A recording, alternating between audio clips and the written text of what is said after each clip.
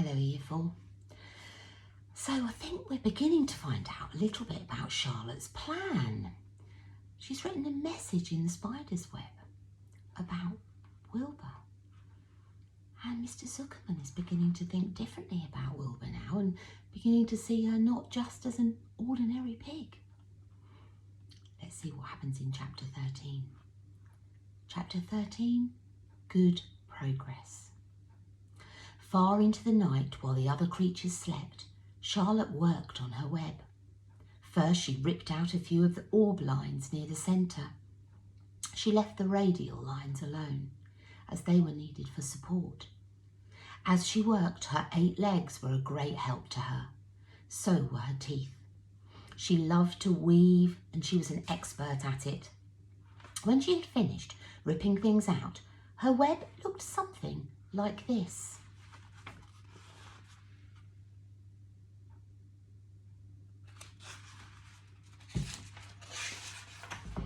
A spider can produce several kinds of thread.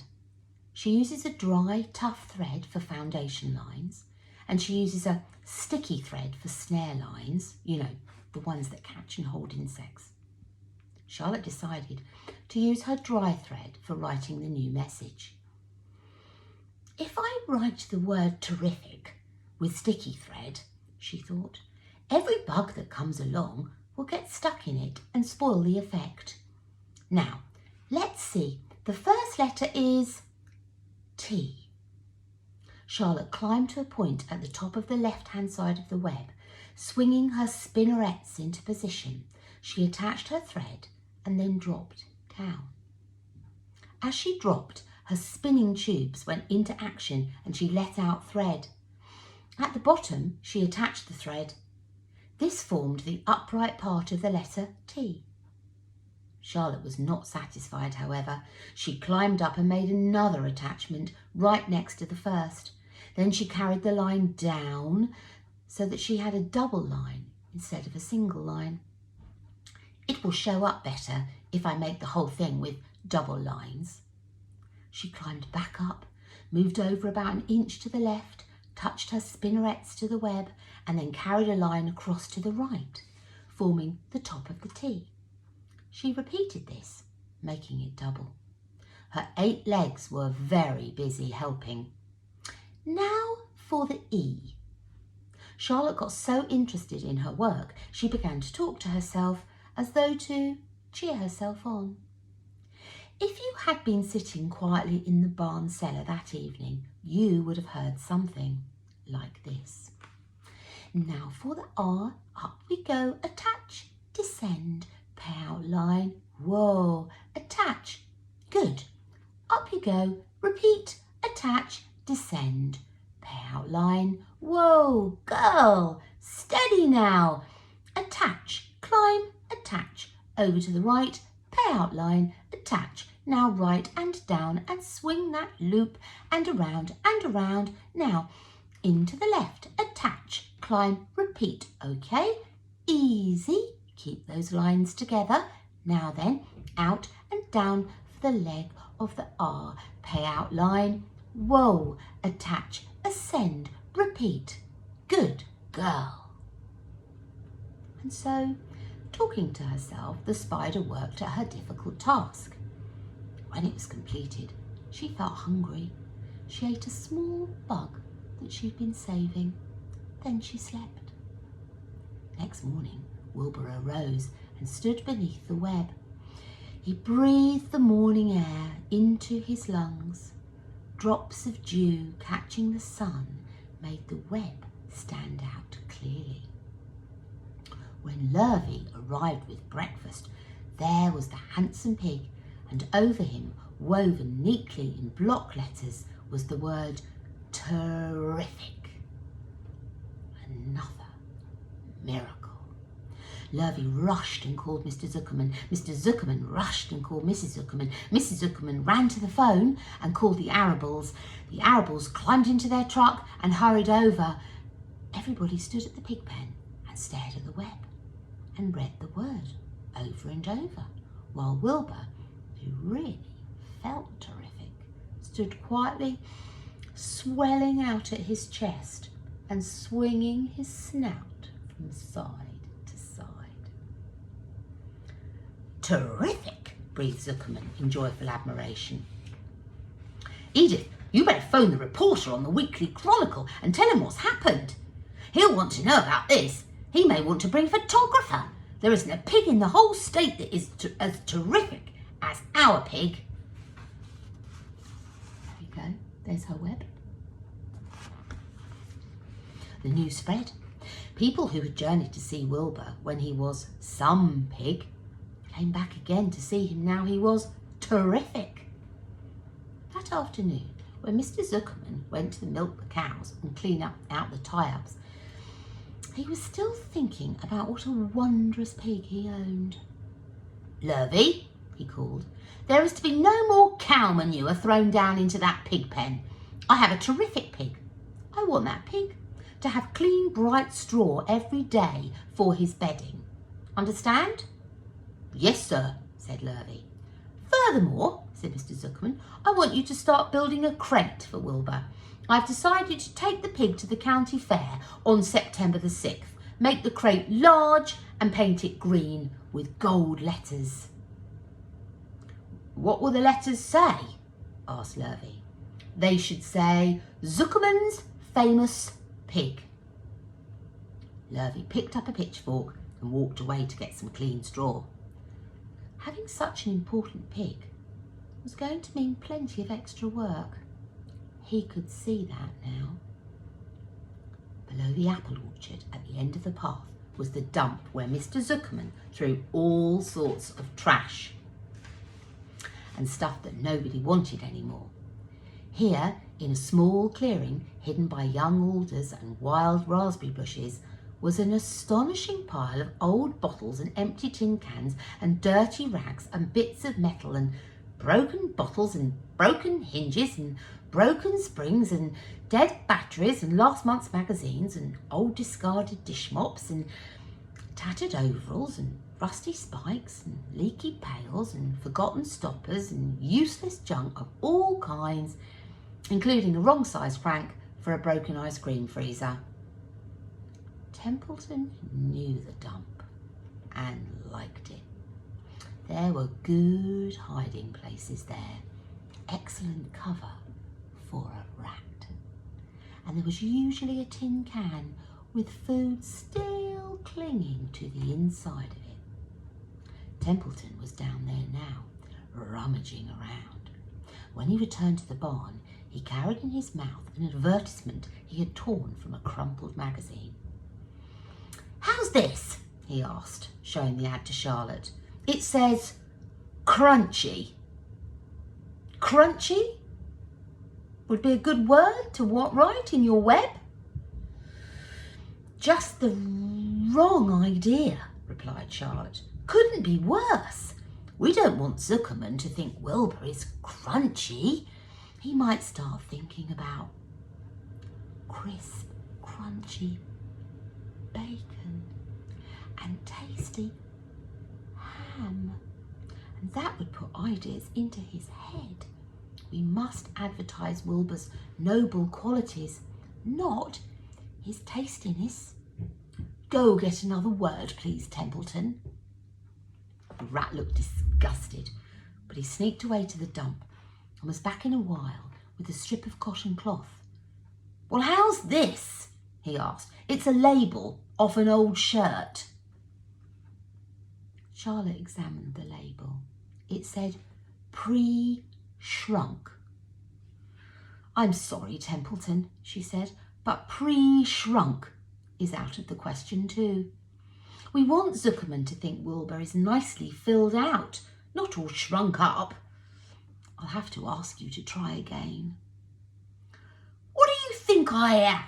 A messenger boy? Grumbled the rat. I'm not going to spend all my time chasing down to the dump after advertising material.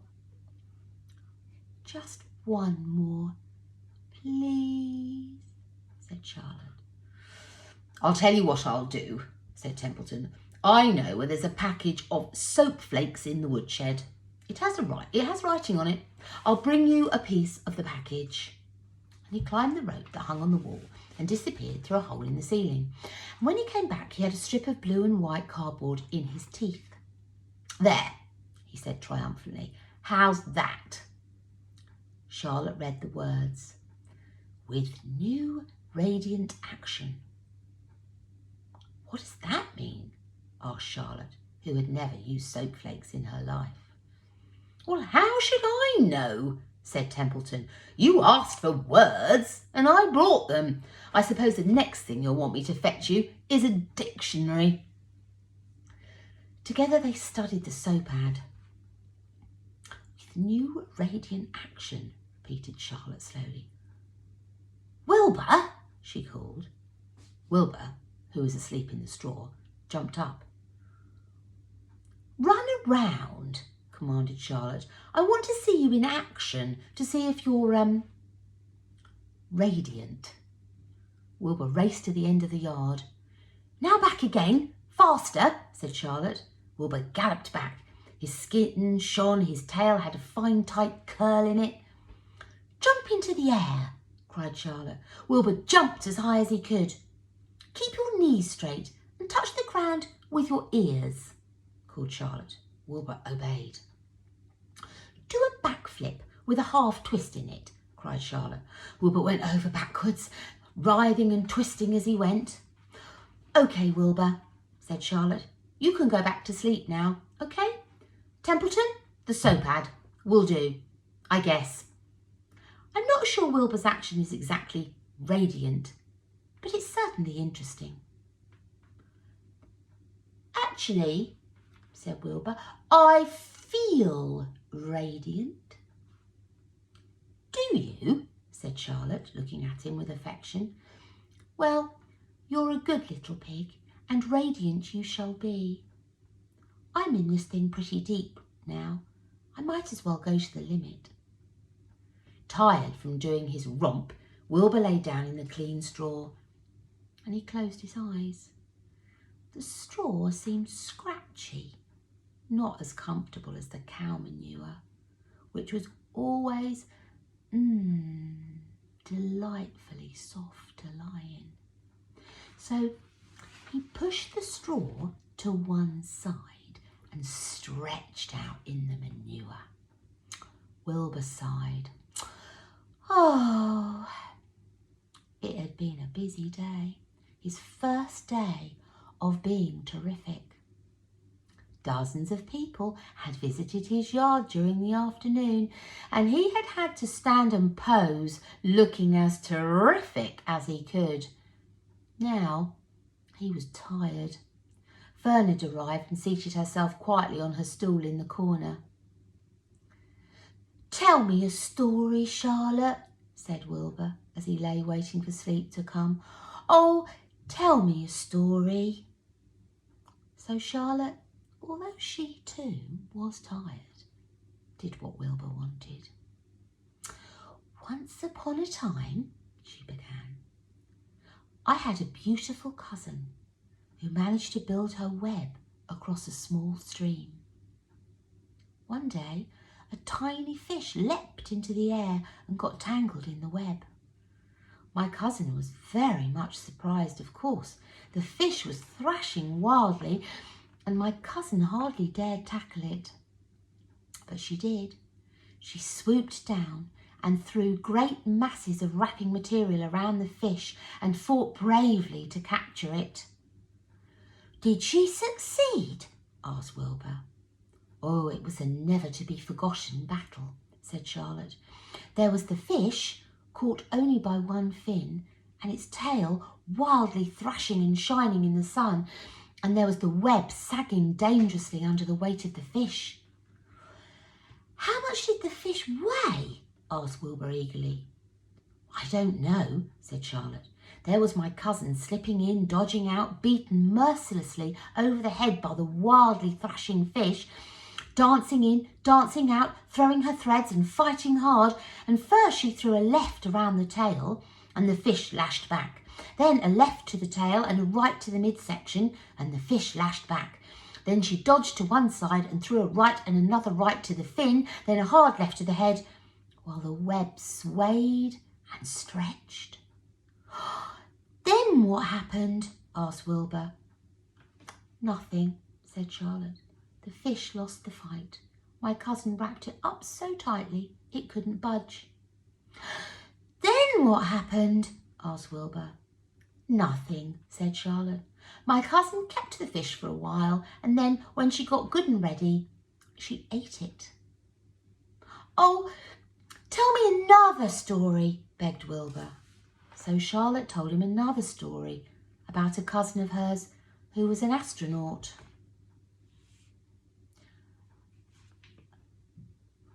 An astronaut? An aeronaut. What is an aeronaut? Asked Wilbur. A balloonist, said Charlotte. My cousin used to stand on her head and let out enough thread to form a balloon. Then she'd let go and be lifted into the air and carried upwards on the warm wind. Is that true? asked Wilbur, or are you just making it up? Oh, it's true, replied Charlotte. I have some very remarkable cousins, you know.